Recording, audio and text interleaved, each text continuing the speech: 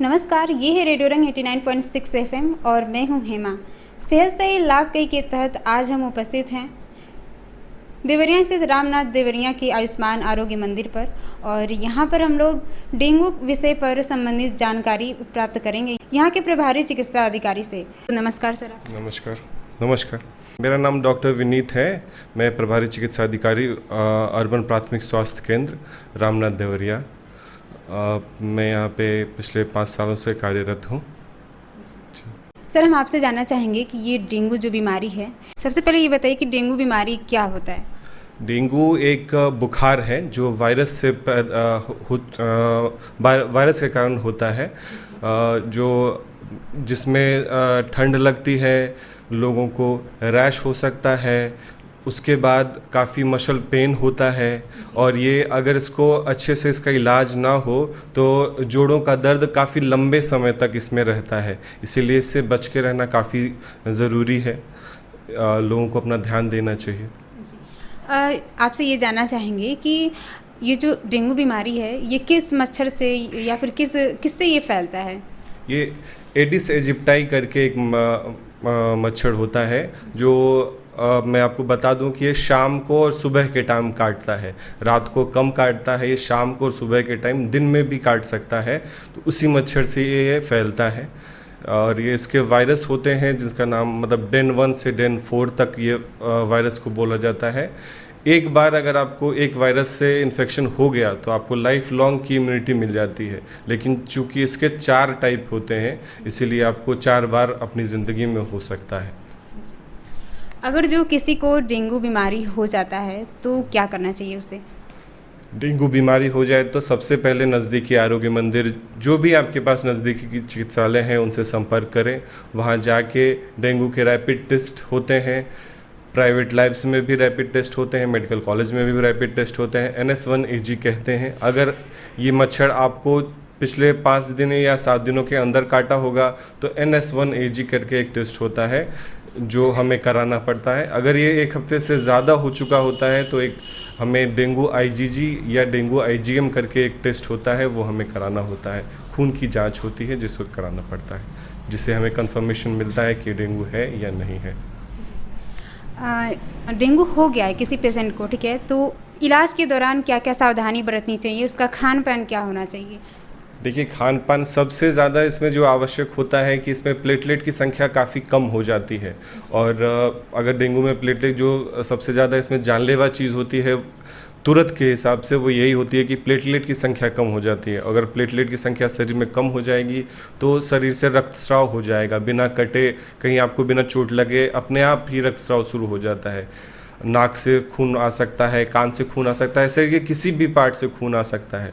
अगर प्लेटलेट की संख्या जो नॉर्मली 1.5 लाख से ऊपर होती है, लेकिन 1 लाख से कम होते ही इसमें समस्या शुरू हो जाती है। अगर 20,000 से कम हो जाएगा तो अपने आप रक्तस्राव शुरू हो जाता है और बाहर से जो रक्तस्राव होता है उसे तो हम देख सकते हैं, लेकिन शरीर के अंदर अगर कोई रक्तस्राव शुरू हो गया तो हम उसे देख नहीं सकते, उसे कंट्रोल करना बहुत मुश्किल होता है, तो वो काफ़ी जानलेवा होता है। तो इसीलिए सबसे अपने प्लेटलेट काउंट पे ध्यान रखना पड़ता है। CBC करके एक टेस्ट होता है जिसमें प्लेटलेट काउंट आती है, उसे हमें देखना पड़ता है और रेगुलरली मॉनिटर करना पड़ता है। हर दूसरे तीसरे दिन हमें इसको देखना पड़ता है कि प्लेटलेट काउंट ठीक है या नहीं। खान पान के हिसाब से कहें तो जो काफ़ी अब तो आम जनमानस में काफ़ी ये चीज़ सबको पता चल गई है। पपीते काफ़ी अच्छा होता है, पपाइन करके उसमें एक चीज़ होता है, पपीते के पत्तों में होता है, उसे पीस के खाया जा सकता है, कच्चे खाया जा सकता है। कच्चा पपीता जो पूरी तरह से पका ना हो उसमें पपाइन थोड़ा ज़्यादा मात्रा में पाया जाता है। कीवी करके एक फल होता है जिसे खाया जाता है। और सबसे ज़रूरी, इससे भी शायद ज़रूरी, कि अपने आप को हाइड्रेट रखना है, मतलब पानी खूब सारा पीना है। अगर पानी उन्होंने ज़्यादा नहीं पिया तो उनको दिक्कत हो जाएगी। कम से कम दिन में अगर 3 से 4 लीटर पानी, जो कि नॉर्मल गिलास में कहें तो 11 से 12 गिलास पानी दिन भर में पीना चाहिए। साथ में जो हमारे यहाँ उपलब्ध होते हैं, बहुत आसानी से मिल जाते हैं, ORS के पाउडर्स होते हैं, उनके साथ उसे पीना चाहिए। इसका ध्यान रखना चाहिए और अगर अधिक समस्या हो तो तुरंत अपने नज़दीकी चिकित्सक से संपर्क करें। सर, ये तो बहुत ही अच्छी जानकारी दी आपने। ये जानना चाहेंगे कि यदि इससे बचाव करना है, डेंगू से बचाव करना है, तो घर के आसपास का वातावरण क्या होना चाहिए और क्या सावधानी बरतनी चाहिए?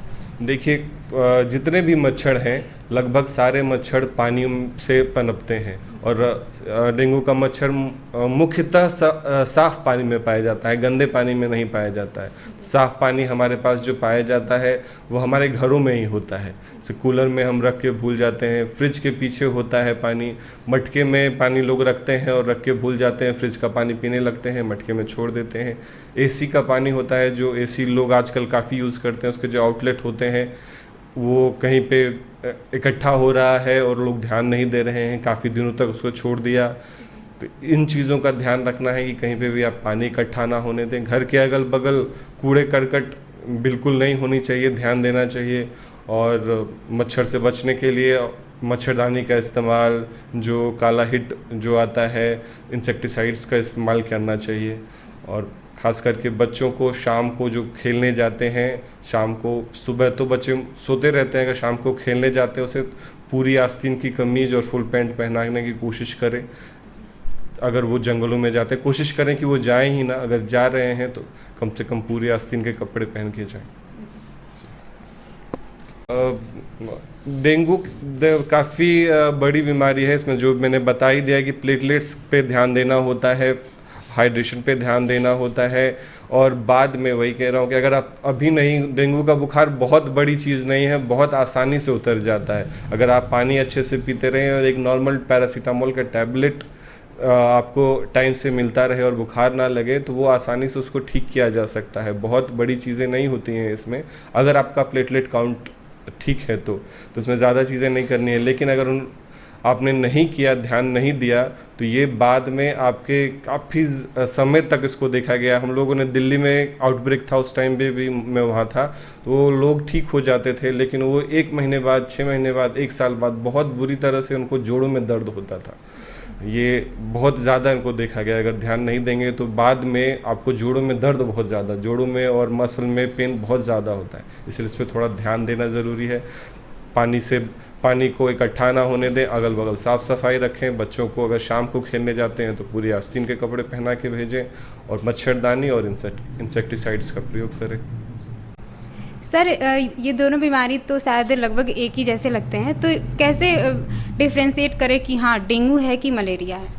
देखिए, सबसे अच्छा तरीका जो मैं बताऊंगा वो कि एक चिकित्सक के पास जाएं। अगर आपको बुखार आ रहा है और ठंड लग रही है तो डेंगू भी हो सकता है, मलेरिया भी हो सकता है, चिकनगुनिया भी हो सकता है। चिकनगुनिया भी एक फीवर होता है जो काफ़ी कॉमन है। तो इस साइड नहीं होता, दिल्ली साइड होता है। तो सबसे आसान तरीका है चिकित्सक के पास जाएं, वो आपके टेस्ट करा लेंगे, आपको बता देंगे। मलेरिया में ज़्यादातर शाम के टाइम और रात के टाइम ठंड लग के बुखार आती है। डेंगू में ऐसा नहीं होता है कि कोई टाइम होता है उसका, कभी भी आपको बुखार आ सकता है।